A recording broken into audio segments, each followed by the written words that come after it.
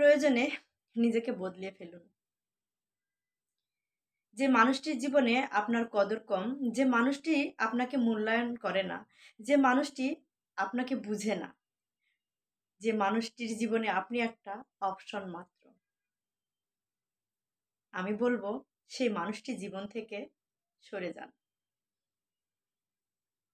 আমি জানি এই সরে যাওয়াটার ভিতরে অনেক কষ্ট থাকবে। কিন্তু বিশ্বাস করুন, এই সরে যাওয়াটা সাময়িক একটা কষ্ট পেলেও আপনি পরবর্তীতে ভালো থাকবেন। কারণ কারো অবজ্ঞা, কারো অবহেলা, কারো উপেক্ষা যে কষ্ট দেয় সেটা কিন্তু দীর্ঘস্থায়ী।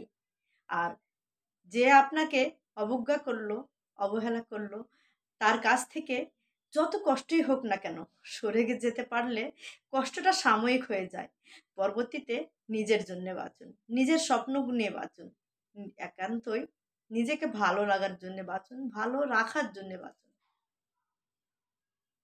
কখনোই তার সাথে না, যে মানুষটা আপনাকে তার জীবনের একটা অপশন হিসেবে রেখেছে, শুধুই প্রয়োজন হিসেবে রেখেছে।